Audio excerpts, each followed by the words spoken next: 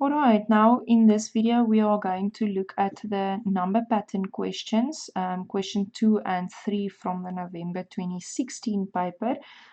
Let's jump right in just before we jump in.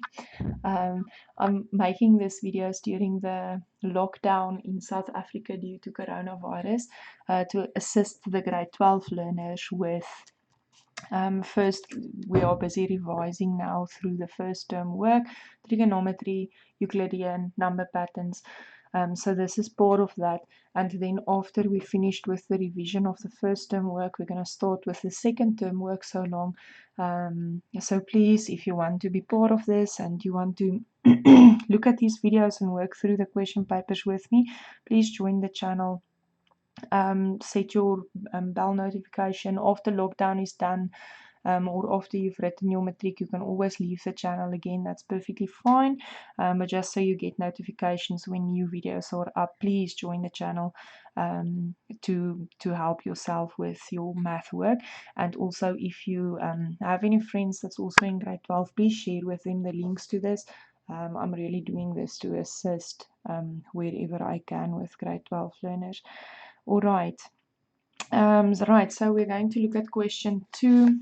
It starts saying, giving the finite arithmetic series, finite just means not infinite, it stops, 5, 1, negative 3, up until negative 83, negative 87, write down the fourth term of the sequence. Right, now you can do one of two things. You can just manually go and look. Arithmetic goes as a constant difference, so it will go plus something plus something. If I look at this, I can see it goes minus 4, minus 4, minus 4, plus negative 4 the whole time. So my D value is negative 4, and I can just take the third term and count on. So minus 4, and minus 3, minus 4. My fourth term is going to be minus 7. Or you can use your formula Tn for arithmetic patterns. Tn is a plus n minus 1d, and the fourth term, the first workout, the a, the first term is 5 plus 4 minus 1. My constant difference is negative 4, and that also gives me negative 7. For those of you that don't believe me, let me just quickly enter this into my calculator. Negative 7, there we go. All right. Okay, so 2.1, the fourth term. Then 2.2, calculate the number of terms in this sequence. So to calculate the number of terms, I'm going to use my general term formula, a plus n minus 1d, and I want to know which term is negative 87, which is the last term here. So how many terms are there? It's the number of this term. The term is equal to minus 87. My a is still 5, and I want to work out the n here. My d is negative 4, and then I just solve for n from there. So we're quickly going to do that. I have negative 87, subtract 5. If I jump it over, negative 92. N times negative 4n, negative 1 times negative 4 plus 4. I'm also going to jump the 4 over, so subtract it. Then I have negative 96, negative 4n, divide by negative 4 both sides. N is 24, so there is 24 terms in this pattern. And 2.3, calculate the sum of all of the negative numbers of the sequence. Calculate the sum of all of the negative numbers in the sequence. Okay, so what you can do here, if I look at this pattern, the 5 and the 1 is positive. From minus 3 onwards, it's going to be negative. So I want, basically, if there's 24 terms, I want the sum of 22 terms, because I don't want those two terms. So I can take my Sn formula and just adapt it a little bit. This is the sum for arithmetic, and I'm going to, instead of 24 terms, just calculate the sum of 22 terms with my n as 22, but then you must just be careful. It's 22 terms starting there, so my a is now changing also to minus 3 and not 5, to minus 3. 22 terms, and my constant difference is still going to be -4. And you can just plug that into your calculator quickly.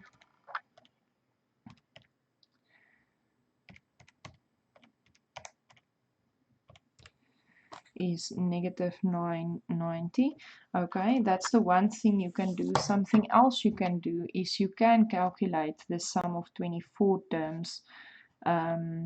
This is just option A and option B, with your starting value at 5, as your first value is 5. So the sum of 24 terms, calculate that.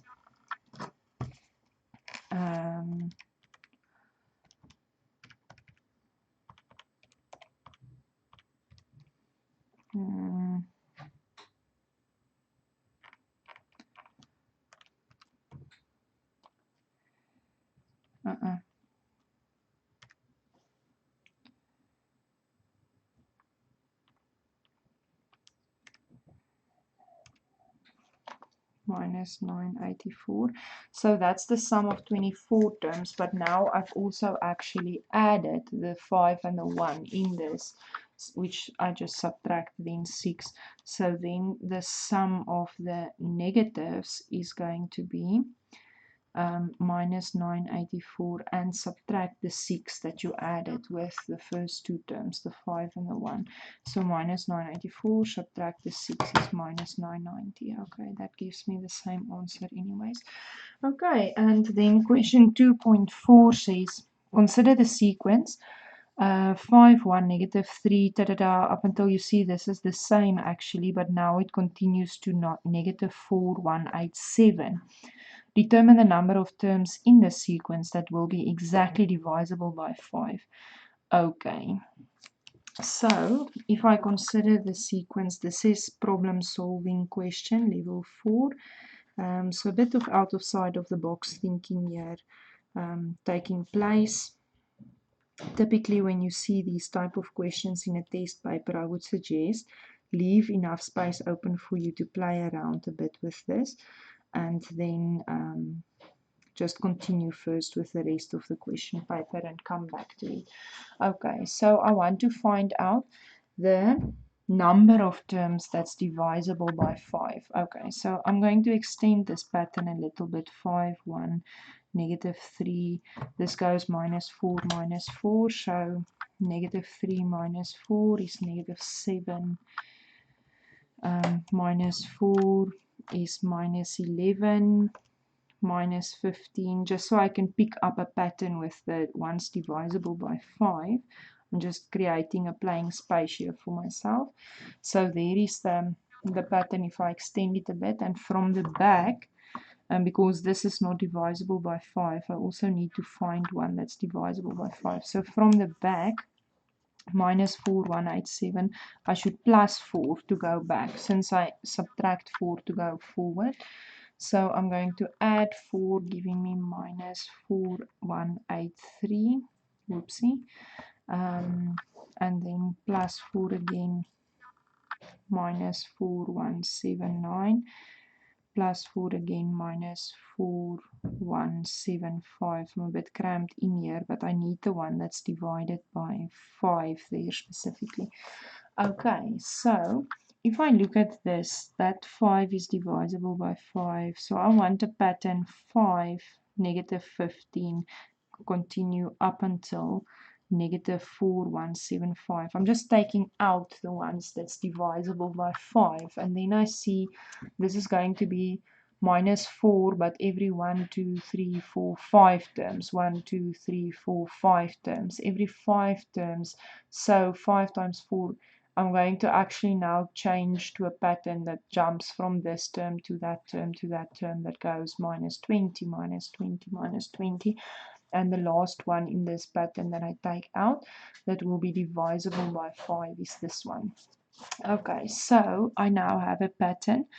Tn is a plus n minus 1 d with a of 5, a constant difference of -20, and I want to know which term number is this one, because I want to know how many of those are divisible by 5. It will be this term number is the amount of terms divided by 5. So which term number is 4175 if my A is 5 and my D is -20? And then you can solve for n to get that. I'm quickly going to do it. I have -4175. I'm going to jump the 5 over, so I have -4180 is n times -20, -20n plus 20, and also jump the 20 over. Then I have -4200 is -20n, divide by -20 is then 210. So there's 210 terms in this pattern that is divisible by 5. Okay, awesome. That's a fun question. And then we're going to quickly look at number 3. Question 3 here in this paper. So the first 4 terms of a quadratic number pattern are -1x, 3x plus 8. Calculate the value of x. Quadratic number pattern. This is from grade 11. So I have -1, x, 3. I'm just going to space them out properly because I know I'm working with a second difference here. So this is going to be term 2 minus term 1 is x minus -1, which will be x plus 1. This one is going to be 3 minus x. This one is going to be x plus 8 minus 3, which is x plus 5. I think let's just make it x plus 5. Okay, then this one is going to be 3 minus x subtract x plus 1, and this second difference here is going to be x plus 5 subtract the 3 minus x, like that. Okay, and I know that second differences for quadratic are equal. It's a constant second difference. Oh, you can't see that. Okay, so I have term 2 minus term 1, term 3 minus term 2 there, term 4 minus term 3 there, and then I took this one minus this one, and then this one minus this one, and this is a second difference, this is a second difference, and since I know for quadratic second differences are the same, I have an equal there between them, and now I can just solve for x there. So I'm just going to multiply out the brackets quickly, -3 plus x, and then gather all of the x's on one side. So I have here -2x, and x plus x is 2x. Bring it over to the side is also -2x. 5 minus 3 is 2. 3 minus 1 is 2. Bring the 2 over to the other side. 2 is going to be -2. So this is -4x is 0. So while x is 0, calculate the values of x while x is 0. Okay, then 3.1.2 says if x is 0, perfect, determine the position of the first term in the quadratic number pattern for which the sum of the first n terms in first differences will be greater than 250. What? If you read a question and you feel like that, just read it again slowly and figure out bit by bit. Okay, so x is 0. Great, I have that. Let's quickly write down this pattern. Then if x is 0, it's going to be -1, 0, 3, 8. Yes, and the first differences is going to be 0 minus, that's x plus 1. So 0 plus 1 is 1. 3 minus 0 is 3. And 0 plus 5 is 5, and my second difference is 2, 2. That's also actually good to check that it actually works. Okay, so there's the pattern if x is 0. Determine the position of the first term in the quadratic. So I want there something, position. Term number what? Determine the position of the first term in the quadratic for which the sum of the first n first differences. If I'm looking at the first differences, the sum of the first differences. So this is an arithmetic pattern, and the sum of this pattern will be greater than 250. So I want the sum of the arithmetic pattern to be greater than 250. Let's start there and then we'll figure out from there. So the sum of an arithmetic pattern, I can write like this, 2a plus n minus 1d, great. And I want the sum to be, let's work it out to be exactly 250 and we'll figure out from there. So I want to know what is the n. My first term is 1. I want to know what is the n, and my constant difference there is 2. Alright, so 2. And let's simplify this a little bit. So I have 250 is n over 2 times 2 plus 2n minus 2 if I multiply that out. And then this is 250 is n over 2. 2 minus 2 is nothing, so 2n. And then n over 2 times 2n, the 2's will cancel, n times n is n squared. So n squared minus 250 is equal to 0. Okay. And then I can somewhere 250. The square root of 250 is 15.8. Okay, so this, if I factorize it, is going to be n minus 15.8 n plus 15.8, which means then n is 15.8 or n is negative 15.8. But since the n is a term number, it's not going to be negative, so I can ignore that. Okay, when I add 15 terms, it's going to be smaller than 250. I need to add 15 and sum of the next term, the 16th term, to get to 250. So the first number of terms that's going to be greater than 250, is going to be 16 terms. Okay, so if I add 16 terms of this, it's greater than 250. Right. Okay, let's quickly just look at this again. Determine the position of the first term in the quadratic for which the sum of the first is greater than 250. So the first term of this corresponds with this and this, the first and the second terms.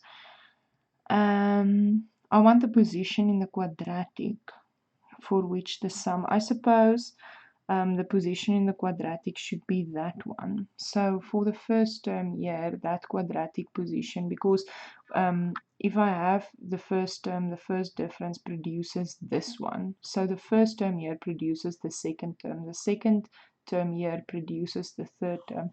So the 16th term is going to produce in the quadratic the 17th term.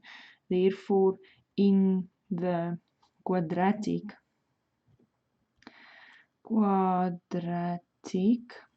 pattern, it will be term 17. Okay, because the 16th term produces the 17th term. Okay, that's 3.1.2, and then we're going to look at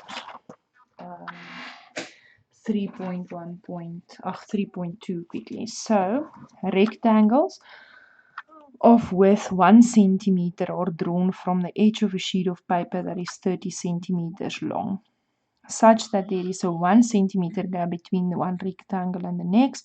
The length of the first rectangle is 21 centimeters and the length of each successive rectangle is 85% of the length of the previous rectangle. Until there are rectangles drawn along the entire length of AD, each rectangle is then colored gray. So there is 1 centimeter rectangle with a 1 centimeter gap, 1 centimeter, 1 centimeter over 30 centimeters, so 15 rectangles there then, right? And then this is 21 centimeter. The length is 85% of the previous rectangle. So if this is 21 centimeters, 21 times 85% is 0.85. The next length is going to be 17.85. 17.85 centimeters, and then again times 0.85 is 15.17. 15.1725 times 0.85 is 12.8966, just to give me some values here. 896625, and I'm scared to round off too easily, so there we go. Okay, calculate the length of the 10th rectangle. Okay, so this is clearly a number pattern, geometric, because it's multiplied with a constant ratio 0.85. So this, if I come back to patterns 3.2.1, this is an geometric pattern, so I'm going to work with AR to the power of n minus 1, with the 10th rectangle is going to be the 10th term. My first term is 21 length, and the constant ratio is 0.85, and then 10, like that. Okay, and I'm just going to substitute that into my calculator. 0.85 to the power of 10 minus 1, which is 9. So that 10th length is 4.86 centimeters. Okay, calculate the percentage of the paper that is colored gray. The percentage of the paper that is colored gray. Okay, now I want to know what is the sum of this rectangles, the areas. Okay, so the first rectangle is going to be length, which is 21, times breadth, which is 1. The next one is going to be 17.84 times 1. So I don't need the ones. And there is a total of 15 rectangles. So basically the 21, 17, those are also my areas, because the area is length times breadth, and the breadth is 1 for each one of them. So I want the sum of a geometric pattern AR to the power of n minus 1 over r minus 1. R must not be 1. It's not. It's 0.85. So my A, my first term, is 21.